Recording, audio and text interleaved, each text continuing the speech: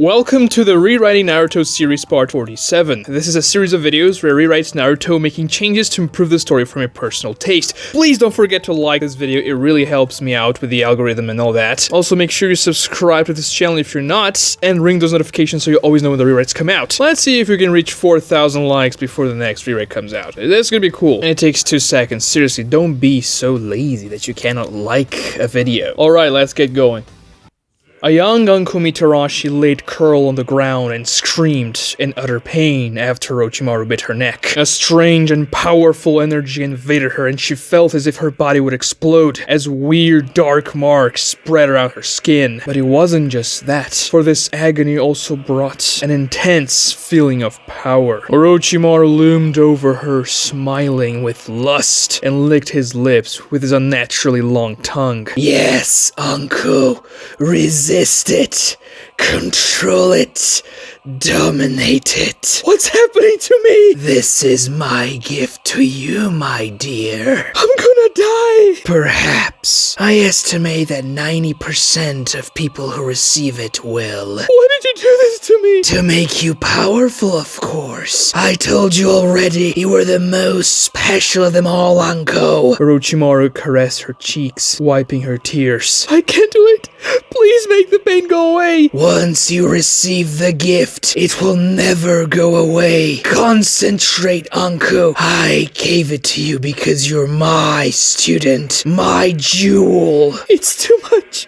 It's ripping me apart. Please, Orochimaru-sensei. But Orochimaru did nothing as his eyes focused on her with hunger. There is no victory without sacrifice. If you wish to become stronger, my dear, you must endure this pain. If you can't, then you will never achieve true greatness. Orochimaru grabbed her face, turning towards his. She saw his yellow eyes through a haze of tears, and his eyes glowed. If you endure, Anko, you will always be my dearest. 記憶のかけら集め心の傷癒し闇を切り裂いて強く新しい日を見る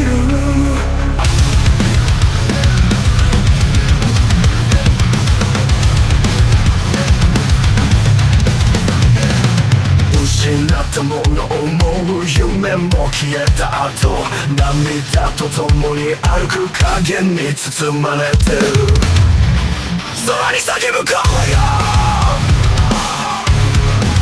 答えを伝えて悲しみをし破れ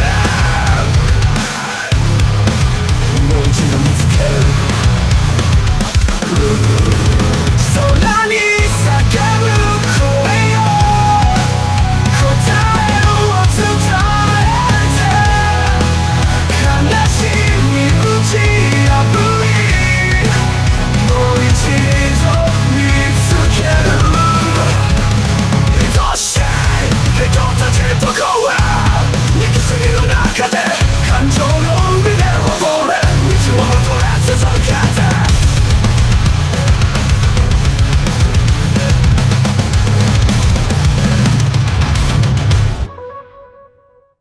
Kabuto looked at the purple chakra vortex that swirled around Anko, oozing away from the tall mountain plateau they were on. The 6 golden daggers hovered behind him in a circular motion as Shikamaru clutched his bleeding stump, trying to stop it. Shikamaru never knew Anko could use the curse mark, and even though it saved him from the daggers, harvesting their souls, he had a terrible feeling about it. The dizziness from the blood loss prevented Shikamaru from thinking clearly, so there wasn't much he could do to help. The swirling chakra finally stabilized, revealing Anko's shocking form. Her skin took the classic great red hue of the second stage of the curse mark. Her hair grew past her waist and untied itself, taking a grayer shade as well. Her nails grew, becoming pointy and sharp. Her irises became bright yellow, and 2 demonic horns grew out of her forehead. The purple chakra eruption had ripped her cloak and overcoat out of her, leaving only the fishnet undergarment. A race against time within Anko just started. She could keep the curse mark psychosis impulses at bay for a few minutes, but after that, the urge to kill and destroy everything in front of her would take over. Using the curse mark was a great risk, something she hadn't done in well over a decade, so she needed to end this fight fast. Kabuto smirked. He engaged his regeneration jutsu to close the wounds on his hand and nape that Shikamaru dealt. Is this wise, Anko? You've never taken the mind awakening pill. Nono-Eye's chakra will have much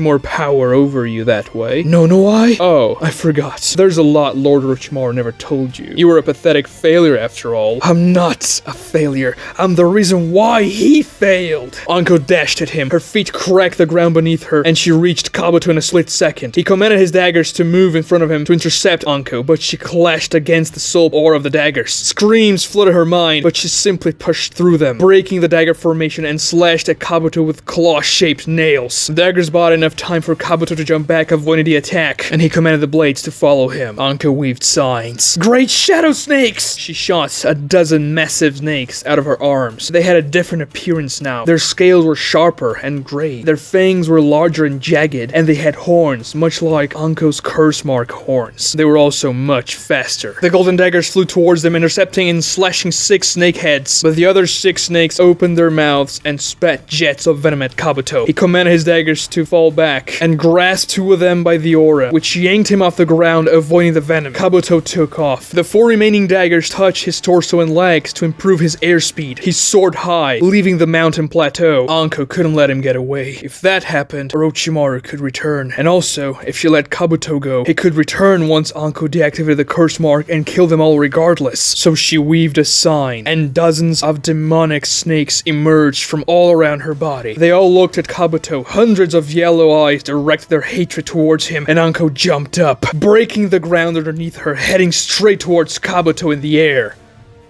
5 of Karin's adamantine chains lashed towards Sakura, arcing around Suigetsu, who stood between the 2 women on the damaged street. Suigetsu threw his sword up in the air in a vertical line and weaved hand signs. Water style! Water wall! Suigetsu spat a large current of water at Sakura, but instead of hitting her, the water formed a dome around her, which Karin's chains struck a split second later. They pierced the water and slowly pushed through the barrier. Karin was determined to kill Sakura, as she kept on pushing the chains. The executioner's blade fell back down, and Suigetsu caught it with his swollen arms, dashing at Karin. Out of my way, Suigetsu! She unleashed chains out of her chest straight towards him, but Suigetsu deflected them with his blade, using a swift flurry of slashes, too fast for a blade of that size. He kept going as Karin's chains pierced through the water barrier and were almost at Sakura. She couldn't move because of her wounds, especially on her leg. Suigetsu jumped, raising his sword high, and Karin smirked. So he wants to force me to go back and disengage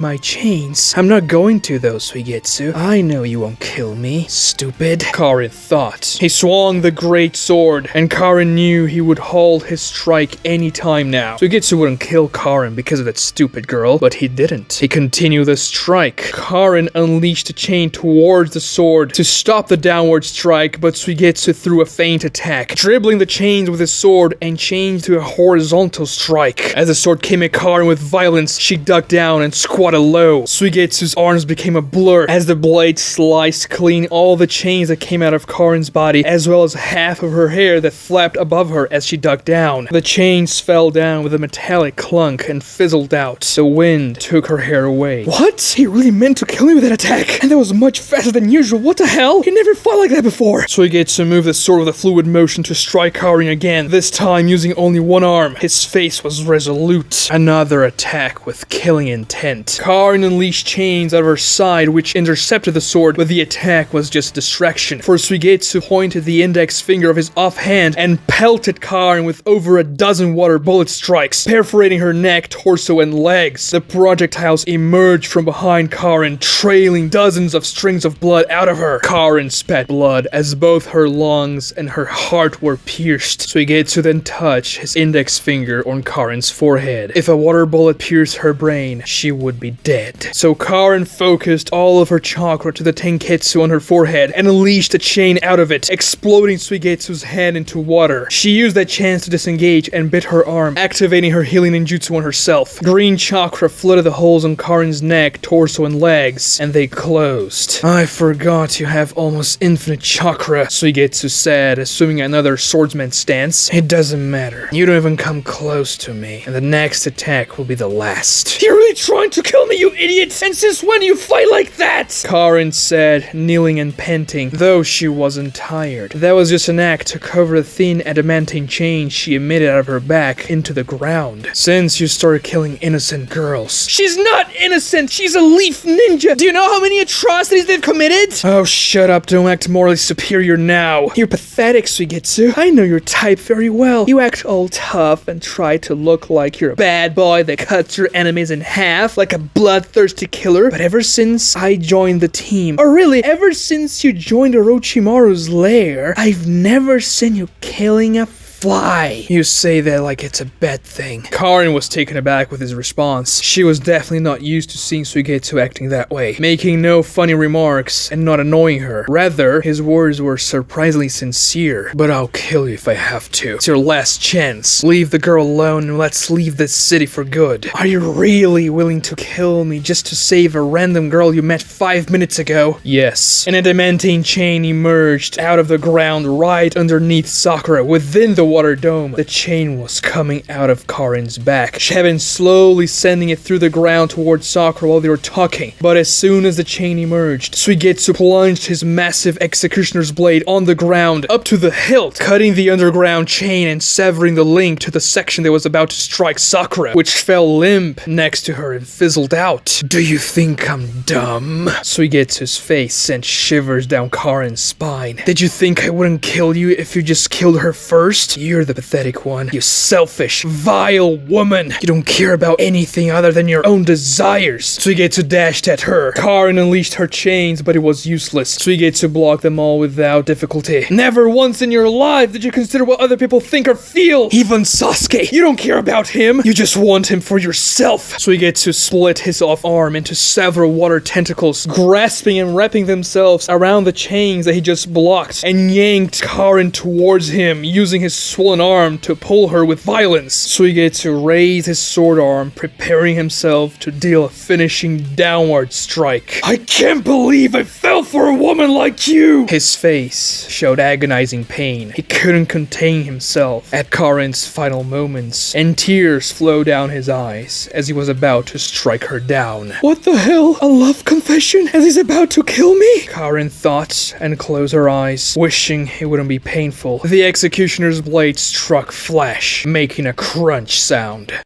A young Anko sat under the shadow of a tree. It was a sunny day. She had felt terrible pain and thought she would die for over a week, but managed to contain the mark of Orochimaru's gifts. Her sensei then appeared, looking at her with a smile. Ready to train, my dear? I don't know if I can use that jutsu, sensei. It would be such a waste not to use it now that you contain the power. But I'm afraid. Don't be. The mark will give you power to surpass anyone you want. The chakra, it's powerful and scary. It's like it's trying to talk to me, control me even. That is why we're going to train, so you can control it and not the opposite. But what is this mark even? How can it give me so much power? It is nothing but a simple conduit that allows you to draw chakra from nature itself. Nature? Yes. There is an invisible type of chakra that flows all around us. Powerful, omnipresent chakra. Some call it nature energy, but that's a simple romanticization of it. Why? Because only people from a certain lineage can draw this chakra into themselves. That's unfair, isn't it? I guess, yeah. So what I did was to develop a way in which anyone could, in theory, draw this chakra and use it. The mark on your neck carries several types of chakras mixed together, including the chakra of a person from that lineage. That It lets you pull the chakra into your body like a funnel, something that those people can do with all their body. And what lineage is that? That is not important right now, my dear. What you must be mindful of is that because you are not from that lineage, the energy you draw in will be raw and unfiltered. So the longer you use it, the stronger its influence becomes on your psyche. What if it takes over? Don't worry, that's why we'll train. But promise me this, Anko. You cannot tell about this to anyone, or they'll become jealous and covet your power. Do you understand? Orochimaru clasped his hands on hers gently, prompting Anko to stand up, and she nodded. Perfect. Now, draw it in. Anko took a deep breath and invited the all-consuming chakra in.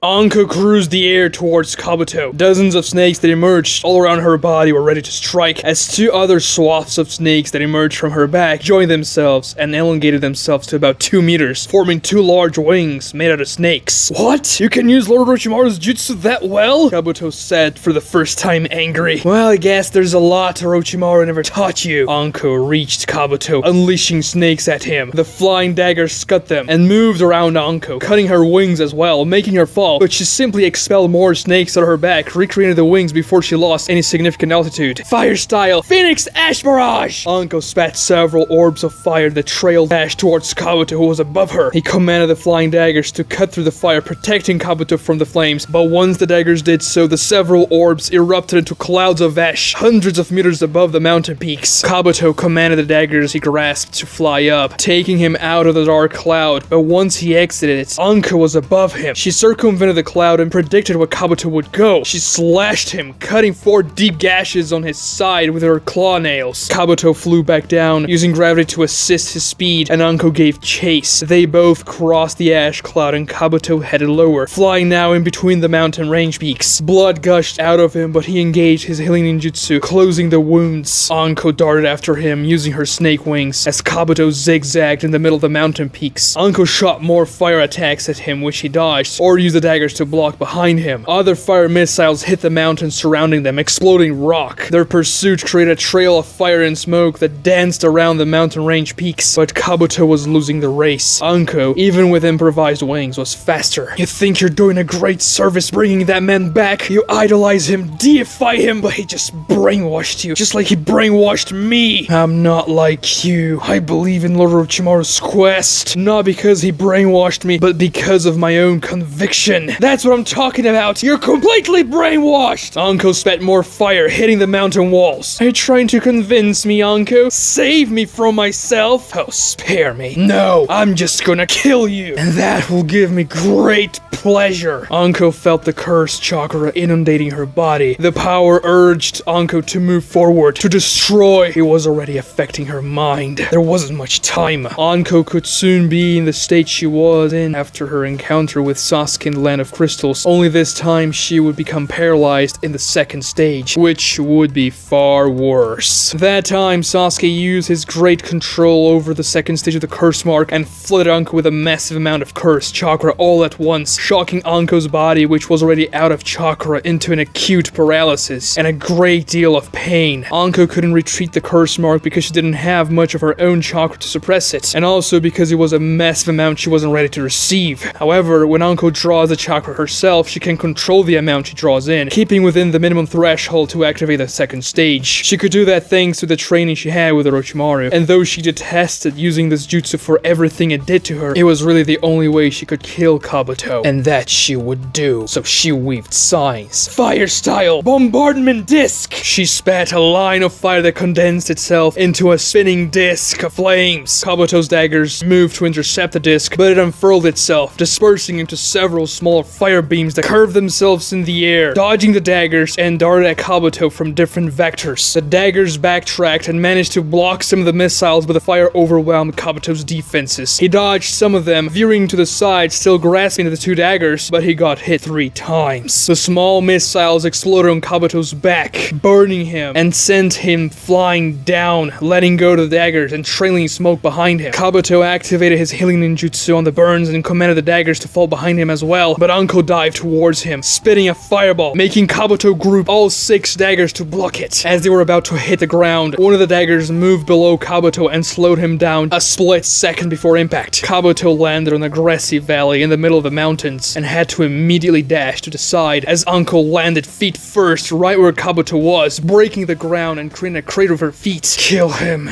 Rip him into pieces. The urge intensified within Anko. Kabuto was wounded. The burns on his back healed, but that took a lot of chakra. It was Anko's chance to finish him before she got out of control. Pain flared around her body. The cursed chakra raged in her veins. What's that face, Anko? Feeling the curse mark pressure? Of course you can't handle the power. You don't even deserve it. Anko scoffed. I take it you're jealous that I was the first one to get it. A traitor, while you, the prime lapdog, never got it himself. You don't know what you're talking about. Oh, I do. You're nothing but a little pawn in Orochimaru's game. A lost little boy who doesn't even know who he is and can't recognize reality anymore. And I'll kill you. You belong with Orochimaru. Dead, destroyed, and forgotten. You're the scum of this world. Do not use that rotten mouth of yours to talk about Lord Orochimaru.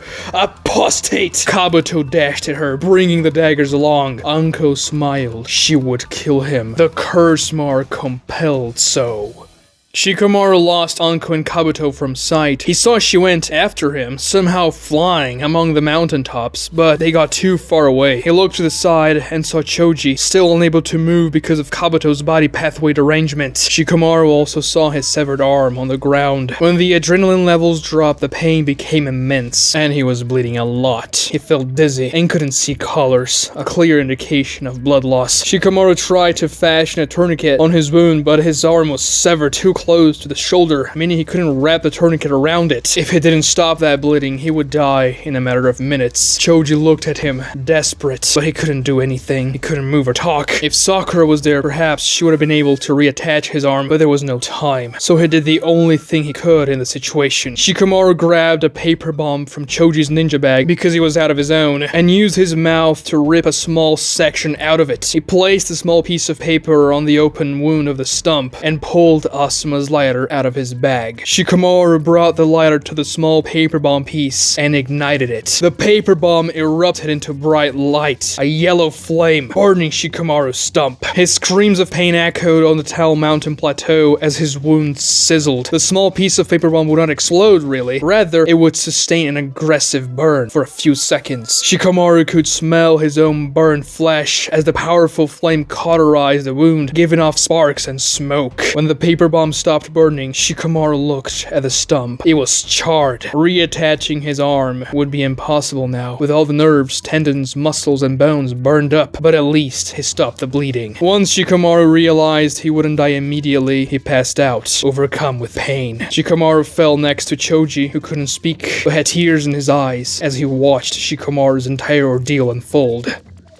Team Orochimaru jumped from tree to tree. Anko was 14 years old, and a chunin just like her teammates, Ovomohe and Shindo Hyuga. They had been her teammates ever since Anko became a ninja, and were still assigned to Orochimaru sensei even after they became chunins. Orochimaru sensei, where are you going? Ovo asked. Sarutobi sensei sent me his Festus Falcon. We must quell a rebellion happening in a small outpost in the north of the Land of Fire. But we just got done with our previous mission. Shouldn't we rest a little bit? Shindo Hyuga asked. This will be quick. According to the reports, the rebels are not shinobi. We have Orochimaru sensei with us. Nothing bad will happen, Anko said, eager to fulfill the mission. The team crossed a large river, and in the distance, Anko saw 2 massive statues surrounding a waterfall. What's that? Anko said, pointing. Echoes from the past. That's the Valley of the End, Shindo Hyuga said. We're near the Land of Fire border then. Are you sure there's even an outpost here, sensei? Yes. Now hurry hurry. We must reach them with haste. After several hours, Orochimaru ordered his team to halt. It was already in the middle of the night. The moonless sky made their surroundings pitch black. Orochimaru ordered them to walk carefully without making a noise, and they did, until they reached the border of the forest they were in. They could make a large wooden wall about 100 meters away from them. That was about 15 meters tall. They could only see the structure in the darkness because there were sentries carrying oil lamps on top of the wall. "That's not an outpost, it's a fortress," Ovo said, oozing fear. Semantics, Ovo. I will go first by myself and soften them up. I will launch a flare up in the sky. That will be your sign to join the battle. Jump over the wall and attack them with all your might. Spare no fighters. And Shindo, only use your Byakugan after you see my flare. If you do so before, they might be able to track your location and find out someone is watching them. The three youngsters nodded and Orochimaru vanished in the darkness without making a noise. Over 20 minutes passed, and they heard or saw nothing. "What's going on? I thought Sensei would attack them first, but we're just waiting here now," Ovo said. "He's using silent assassination tactics and doesn't want to lose the element of surprise calling us in the fight," Anko said. "Even still, I don't like this at all. If we passed the Valley of the End several hours ago, we're definitely beyond the border of the Land of Fire," Ovo said. "Will you shut up? Trust Orochimaru Sensei, alright? He knows what he's doing." A bright yellow flash flew into the sky. That was a sign for them to act. Shindo immediately activated his Byakugan, and he gasped. "Orochimaru Sensei, what happened? He was struck down, he's bleeding a lot, and not moving," he said, with his Byakugan wide open. "What? No! Sensei!" Anko dashed to the forest, ignoring Ovo's warning for her to be careful. The two young men followed her, and she jumped over the wooden wall, launching kunais that hit and killed the wall sentries, dropping them down. Anko landed inside the fortress, and her two teammates landed behind her. Orochimaru's body laid on the ground, with 4 spears piercing his torso. Dozens of warriors looked at them with angry eyes. "Anko, what did you do? It was a trap!" Ovo said, terrified. "It's them! The Leaf Ninjas! Destroy them with all you have, man!" The dozens of warriors did something that almost paralyzed Anko in fear. Dark patterns grew around their skins, and they turned themselves into monsters. Using Orochimaru Sensei's gift, they all had it. But why? Did they kill Orochimaru Sensei to steal it? But how? It didn't matter. These men, they killed Orochimaru Sensei, and they had to pay for it. "We surrender! Please spare us!" Ovo said, looking at the monstrosity surrounding them. But Anko activated her own mark and promptly went to the second stage. "They will never surrender in that state. They'll never stop fighting. They're demons, so fight like demons too," Anko said, looking at her teammates with her yellow eyes. They seemed even more terrified of her than of the enemy, but Anko didn't care. She attacked the army. She let herself go, surrendering to the power of Orochimaru Sensei's gift, allowing it to flow freely and overtake her, command her, demand death. Rain poured down into the fortress, but it wasn't water, rather thick crimson rain. Anko tore her enemies apart while screaming like a demon,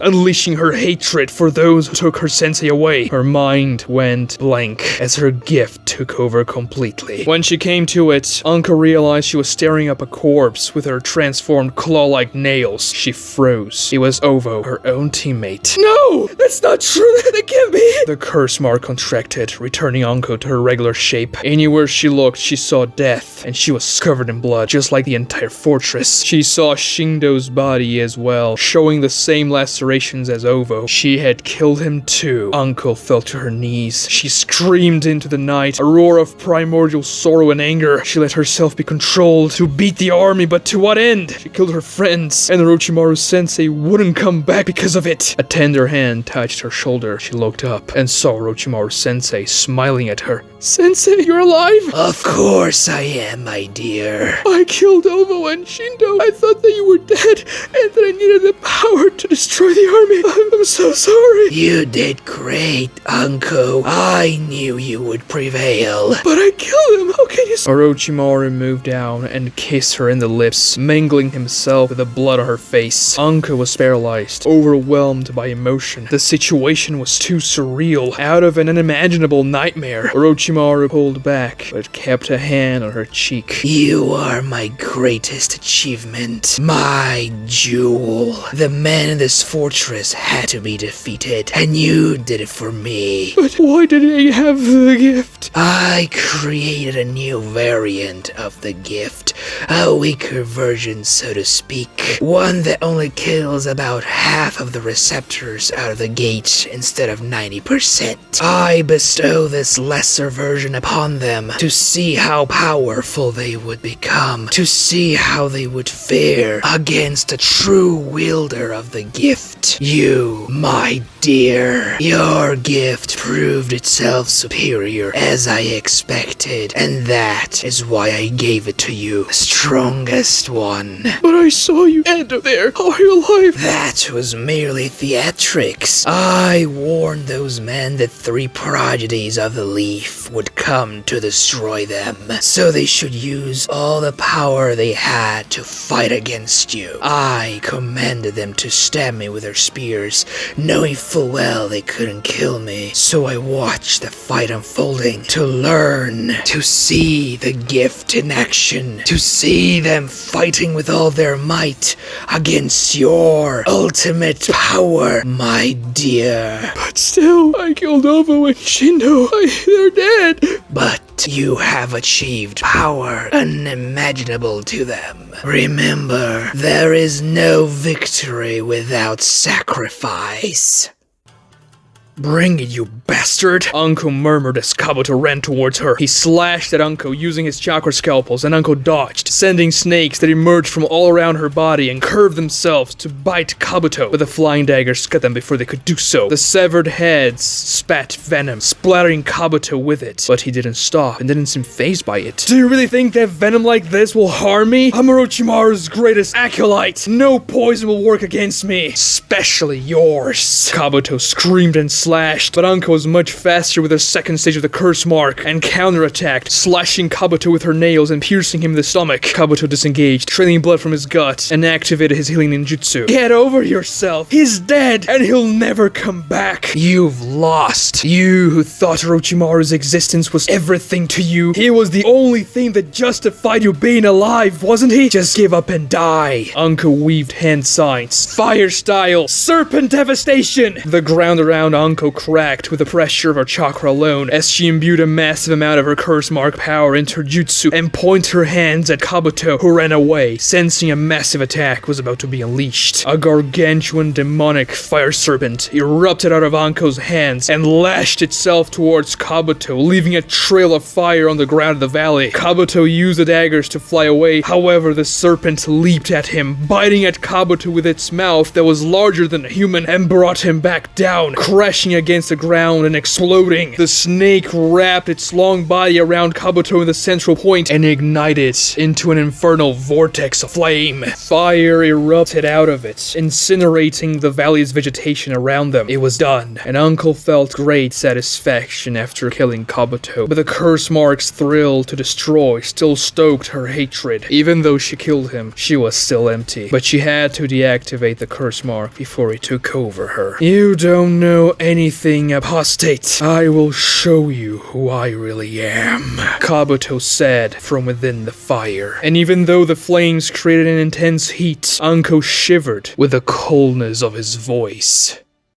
Juugo blocked Suigetsu's executioner blade strike with his curse mark X-like extension. He stood between Karin and Suigetsu, and the sword cut through the curse mark protrusion and sprayed blood on Juugo's face. What are you doing, Suigetsu? That was gonna kill Karin. I was stopping her from killing that girl, Suigetsu said with tears still in his eyes. His arms shook with Juugo's as the sword stuck in Juugo's arm. Karin was flabbergasted, still processing everything that just happened. Who is that girl? Sakura. Karin wants to kill her to get rid of the competition. Suigetsu yanked his sword off Juugo's arm and jumped back, landing close to Sakura, who was still surrounded by the protective water dome. If you help Karin, I'll fight you too, Juugo. I don't want to kill her. Sasuke even told us not to kill anyone. We should get out of here before the reinforcements arrive. Tell that to Karin. I said the same thing a while ago. Karin stood up and nodded. Yeah, let's go. Huh? Are you trying to trick me into lowering my guard? No! I'm not going to attack her anymore. Let's leave! I don't believe that. You go on ahead. I'll I'll stay behind until Karin is at a safe distance away. Sakura looked at Suigetsu and smiled. Thank you. I don't know why you're helping me, but I'll repay you one day. Suigetsu nodded at Sakura. Fine. If you don't trust me, we'll go on ahead, Karin said. Of course I don't trust you after all the crap you try to pull. Let's go, Juugo. Suigetsu was beheaded with a clear strike. You cow! His flying head screamed at Karin, detached from his body. That wasn't me! Karin yelled back. Let Sakura go, you bastard! Kiba yelled from behind Suigetsu. Wait, Dogman? No, you got it all wrong! Suigetsu's head reformed itself. Akamaru also attacked Suigetsu, biting his leg and exploding it into water, as Kiba unleashed a slashing barrage. Dogman, you moron! I was helping her! He pointed at Sakura inside the barrier. Yeah, right. Tell me a better lie next time. Kiba kept attacking. No, Kiba, it's true. He saved my life multiple times. What? Kiba said, looking at Sakura in confusion after she said that. But he kept on slashing Suigetsu non-stop and drawing water out of him. Suigetsu, on the other hand, did not react whatsoever to the canine assault and just let them hit him. Juugo looked at that. His partial curse mark transformation was still activated, and his face was covered in blood. Upon seeing the violence unleashed on Suigetsu, his eyes bulged out. Akamaru, fall back! We're in the Genjutsu! Kiba said, and they disengaged. As he weaved a tiger hand sign to release himself from Genjutsu, nothing happened. Damn it! I can't break out of it! Obviously, you can't break out of it because you're not under Genjutsu. Shut up! Suigetsu sighed, put his sword back on his back, and dashed at Kiba and Akamaru, catching them off guard with his speed. As Suigetsu turned both his arms into tendrils that wrapped themselves around them with absurd speed and surprising strength, he restrained Akamaru and Kiba. Let go, you bastard! Akamaru barked as well. Do you even remember what happened the last time, Dogman? I literally saved you from one of Juugo's psychotic episodes. I'm not gonna kill you or Sakura. We're gonna go away and let you guys be, and you are not under Genjutsu! Suigetsu said, releasing his water dome around Sakura to prove his point. That was not a water prison. It was a water barrier. Listen to him, Kiba. He's telling the truth. Juugo's eyes looked at Karin, then Sakura, then Suigetsu, then Kiba, then Akamaru, and then at the damaged town. So much destruction, no deaths yet. He tried to retract his curse mark, but realized he couldn't. Alright, Kiba said, and Suigetsu let him go of his tendril, but he still slapped Kiba in the face. Ah! You bastard! I'm sorry, I couldn't resist. You're just the worst! I should kill you right now! You couldn't kill me even if I let you. I was actually doing that just now if you didn't notice. Oh yeah? You haven't seen my jutsu yet! Kiba, calm down, Sakura said. She couldn't stand up because of her wound. No! Ugh! Juugo screamed with bloodshot eyes. Juugo, control yourself, please! Don't do that now! Karin said next to him, but it was too late. Juugo punched Karin, who flew against a building wall on the side of the street, and he dashed at a wounded Sakura. I'm gonna kill her, Suigetsu, and you're not gonna stop me!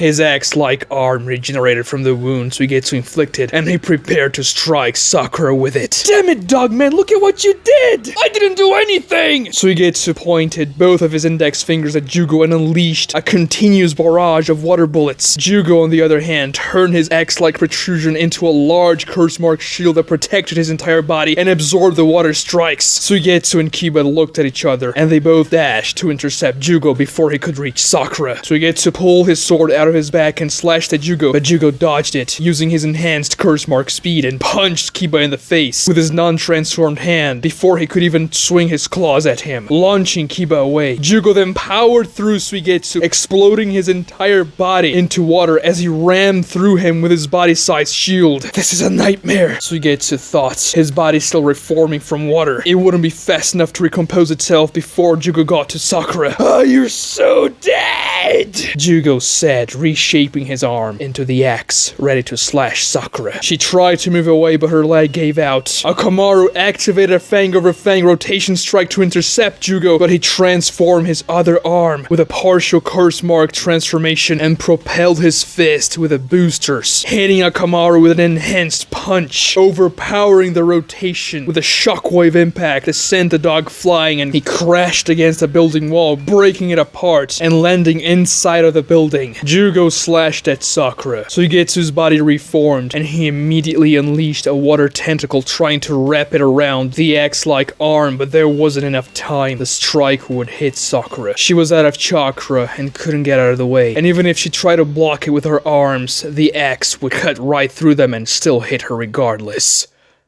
Now we get Kabuto's backstory flashback, which in the original we got in the war arc during the Kabuto vs Sasuke and Itachi fight. In the rewrites, the flashback will remain pretty similar to the original with a few changes. The first one is that when Orochimaru meets back up with Kabuto in the flashback, he's not going to be wearing his classic Orochimaru clothes, because he actually got those from Shiore in the Forest of Death, and the flashback happens way before the Chunin exams. So he'll just be wearing the robes that he used to wear in the flashbacks before this particular flashback. The second change is that instead of Kabuto using Orochimaru's destroyed snake body to create the elixir he injects himself, he'll be instead working on different liquid solutions using DNA samples from all around Orochimaru's labs and secret formulas. He will also extract his own blood and use it as a sample for many laboratory experiments. And eventually, with all that work, he'll create a purple liquid that Kabuto puts in a syringe. We then get a similar scene to the final flashback scene where Kabuto injects Orochimaru's juice in himself in the original, but in the rewrite, he'll pierce the needle of the syringe into his heart and inject the purple liquid into himself, saying, "This is still not me. Only you can give me the answer. I swear, Lord Orochimaru, that won't be your end." We then cut back to the present. Kabuto's figure emerged from the fire. Anko didn't know how he survived her jutsu. The golden daggers disappeared in white smoke as Kabuto unsummoned them. His cloak and shirt were burned away, exposing his bare chest. It was free of any wounds. He probably engaged his healing ninjutsu to recover from the burns, but that was not all. At the center of his chest, there was a mark. 3 empty black circles that linked together. It couldn't be. That was... The circles began to spread around Kabuto's body, and he smirked. "You have to understand this, Anko. You're just a flawed prototype. Yours can be powerful, but it's erratic. You lack control. You lack polishment. You haven't even taken the Mind Awakening pill, for Orochimaru only developed it after your betrayal. Mine, on the other hand, is refined. The ultimate curse mark, which I bioengineered myself to fit my body perfectly. Ultimate efficiency, meaning that I can withstand it much longer, combined with all the characteristics that fit my body well, with the proper enhancements to make me a deadly weapon. You think of it as a curse, but this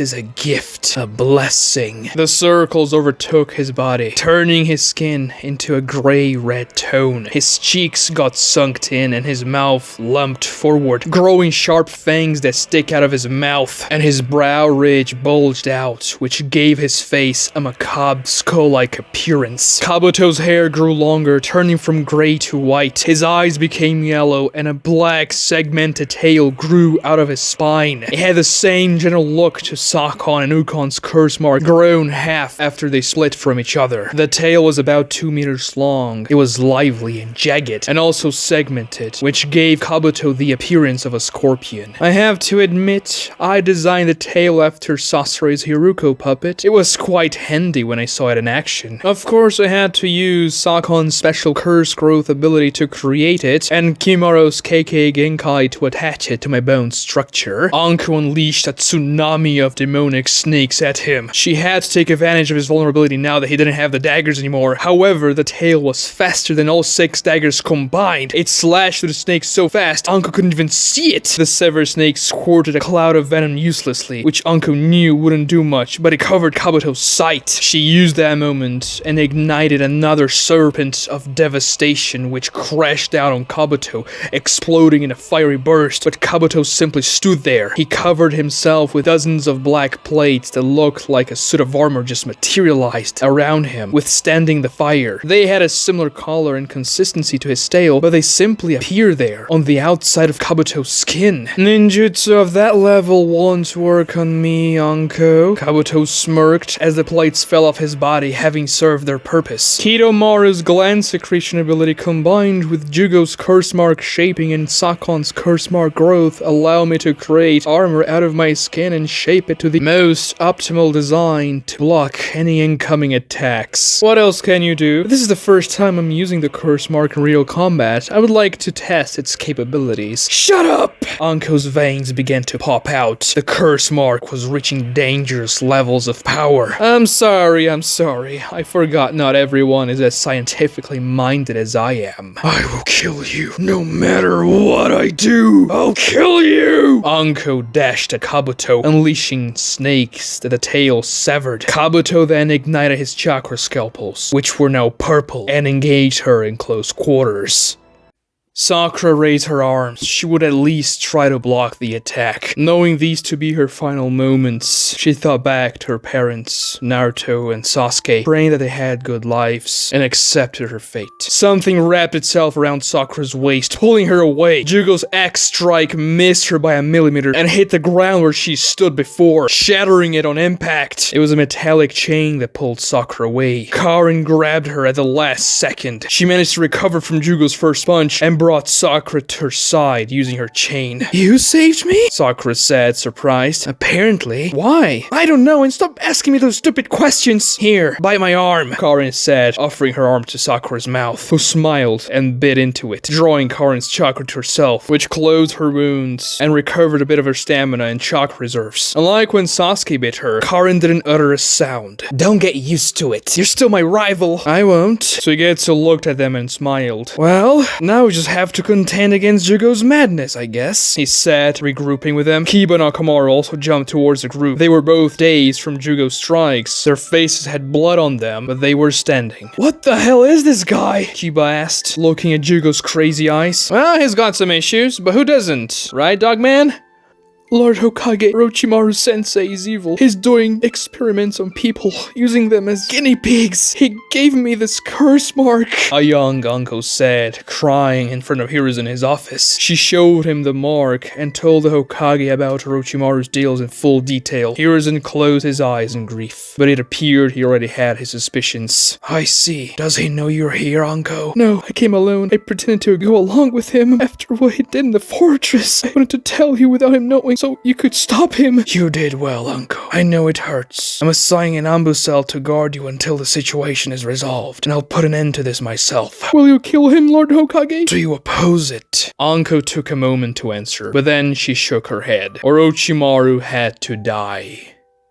Kabuto was ungodly fast with the second stage of the curse mark. Even though Anko released her snakes from all over her body and tried to attack him, his tail simply sliced through them. She tried to out-taijutsu him, but his purple scalpels cut deep gashes in her arms and legs, and she couldn't even touch him. It's quite sad. Your curse mark gave off all that chakra excess when you activated it. But for what? So crude, lacking elegance. I am the one that's worthy of it. The ultimate curse mark barrier. The one who doesn't take it as a curse. That will be something an apostate like you will never understand. You spout all this garbage, but you're still just a frightened little boy! Even if that's the case, at least I'm a strong boy. Kabuto's tail slashed at Anko. She dashed back, avoided the strike, but the tip of the tail turned towards Anko and shot its outermost segment towards Anko with amazing speed. She used the snake to block it, but it pierced right through it. The snake only diverted its path, hitting Anko on the shoulder. Oh yes, I can shoot those as well. That also came from Kidomaru, Kabuto said, as his tail grew a new segment, regaining its former length. The jagged piece that hit Anko in the shoulder exited from behind that level of damage and utilized her arm. Anko felt a shudder of pain and spat blood. Veins erupted, squirting blood all around her. The curse mark was killing Anko, and yet the urge to kill still overtook her. She couldn't weave signs anymore, so she launched snakes at Kabuto again, but they were useless. I wonder if I should mercy kill you, or just watch as the curse mark annihilates your body. Anko looked at Kabuto in anger, but also in unexpected sorrow, seeing herself in him for the first time. He was her antithesis. Kabuto started off skeptical of Orochimaru, and became a loyal follower, brainwashed to completion, while Anko started off idolizing Orochimaru, but managed to break free from his clutches. Though Kabuto was much too deep into Orochimaru's dealings, much deeper than Anko ever was. She doubted he could ever be freed from it. He was too far gone. But it was strange. Her thoughts were no longer affected by the curse mark's hateful influence. I'm dying. That's why, Anko thought as she spat more blood. She tried unleashing more snakes, but Kabuto's tail cut them casually again. Not taking the mind awakening pill really set you back. Though, I will admit that it is somewhat impressive for you to elevate such a potent that curse mark to the second stage without the pill and not immediately dying in the process. If you had stayed with Lord Orochimaru and not betrayed him, you could have been a powerful ninja. You could have tamed the curse mark. I would never have stayed with him. He was a vile man. I would rather die 1,000 times than to live another second next to him. He only brought misery to all of those who created bonds with him or traumatized one way or the other. That's where you're wrong, Anko. You've never really found yourself. The Leaf Village never fulfilled you after Orochimaru left, after you betrayed him. I watched you when I was a spy in the Leaf Village. You drank yourself to sleep almost every night, ate for 4 people, and indulged in the most pathetic vices. That's because Orochimaru wrecked my mind when I was a child. No, he just wanted to show you who you really were, just like he wanted to show me who I really am. But he never got to complete that. That's why I'll bring him back. Lord Orochimaru gives purpose to those who have none. What is your purpose, Anko? You have no idea. Shut up! Orochimaru thinks of people as sheep. She spat more blood and couldn't retreat her curse mark. I know of many people who gained new life after meeting Lord Orochimaru. Even people who received this mark against their will. Even people who died for Lord Orochimaru's cause. They all had a purpose, but you threw yours away. That's not a purpose. That's just being a lab rat. You don't even know the definition of words anymore, you lunatic. Anko felt another shudder, more powerful this time. She fell to the ground, screaming in pain. Juugo's curse mark pattern engulfed him completely, evolving into the second stage. I will destroy all of you, and then the city, and everyone in it! Let me bathe in your blood!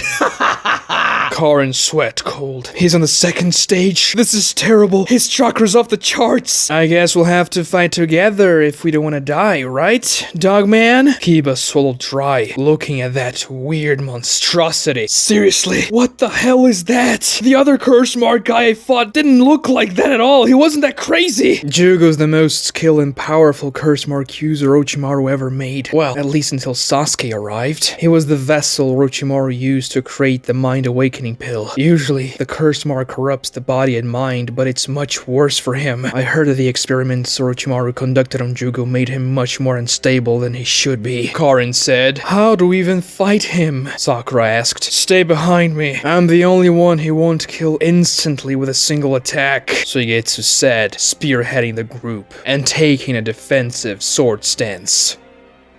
Lord Hokage returned from his mission to eliminate Orochimaru, and Anko ran to him. Did you do it, Lord Hokage? He was inside. I'm sorry, Anko. I failed. Orochimaru escaped. A tear fell down her cheek. It's all my fault. If I had noticed sooner, if I was smarter, I could have told you sooner as well, but I couldn't see the truth right in front of my eyes. Hiruzen touched her shoulder. You and I both. He was my student, just like you were his. I pretended not to see many things. Pretended he was just more curious than a normal ninja. If it's anyone's fault, it's mine. The old Hokage, not yours. The young Kunoichi. You're a victim of my failures, Anko. And for that, I am truly sorry. What do I do now? I don't even know where to start. My life was based on his teachings and everything around him. The pain you're feeling is natural. It means that unlike Orochimaru, you haven't given up on being human. But remember this. What matters most is how you live your life from now on. The journeyal trail is what you must focus on. Make your journey be one of virtue. That is what truly matters. How we choose to live our lives, not how our lives are going to end, not whatever ghosts haunt us from the past. But if my destiny is to be dependent on him forever, you must set the best possible destination for yourself, Anko. But even if in the end you never reach it, if your journey was righteous, your life will have been one of honor.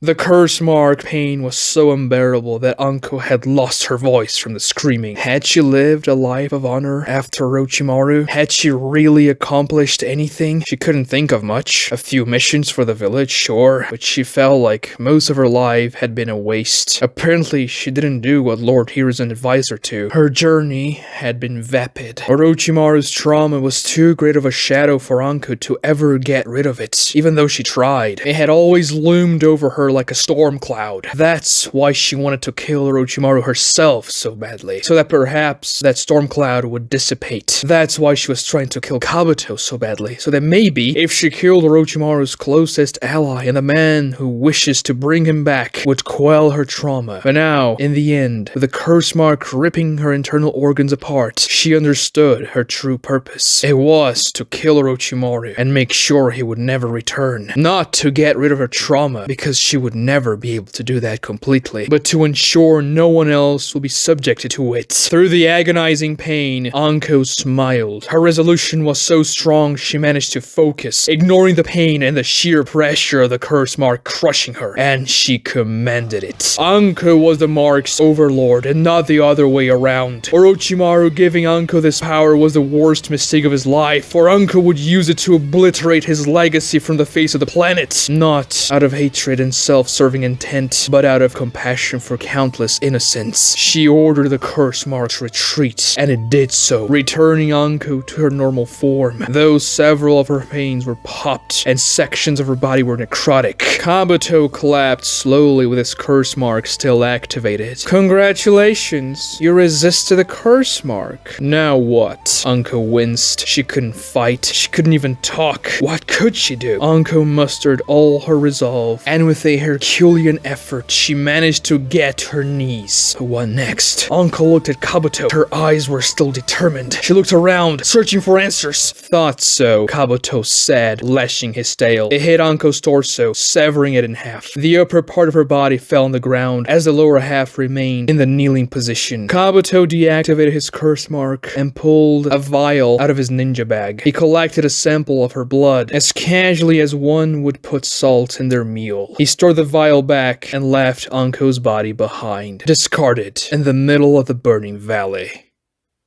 Watch part 48 right here. Please like the video and subscribe to the channel if you haven't done so already. Ring those notifications and tell me in the comments down below what you thought about this episode. Thank you so much for watching.